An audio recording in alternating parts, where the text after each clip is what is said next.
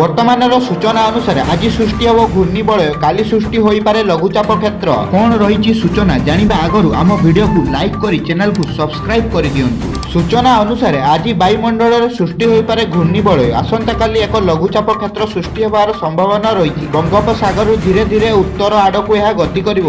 ଏବେଠାରୁ ଏହାର ତୀବ୍ରତା ଓ ଗତିପଥ ଆକଳନ କରାଯାଇ ପାରିବ ନାହିଁ। ତେବେ ଓଡ଼ିଶା ଉପରେ ଏହାର ପ୍ରଭାବ ରହିବ। ସାଧାରଣତଃ April, May, June, October, November, December ବାତ୍ୟା ସୃଷ୍ଟି ହୋଇଥାଏ। ଏ ମାସରେ ଅଧିକ ବାତ୍ୟା ସୃଷ୍ଟି ହୋଇଥାଏ। ଏହା କିଛି ନୂଆ କଥା ନୁହେଁ ବୋଲି କହିଛନ୍ତି IMD ଡିଜି। ଲଘୁଚାପ କ୍ଷେତ୍ର ସୃଷ୍ଟି ହେବା ପରେ ବାତ୍ୟାର ସ୍ପଷ୍ଟ ଚିତ୍ର ଆକଳନ କରାଯାଇ ପାରିବ।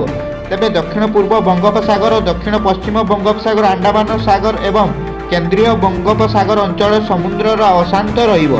ସମ୍ଭାବ୍ୟ ବାତ୍ୟାକୁ ନେଇ ବର୍ତ୍ତମାନ ସୁଦ୍ଧା ଓଡ଼ିଶା ପାଇଁ କୌଣସି ସତର୍କତା ଜାରି ହୋଇନି।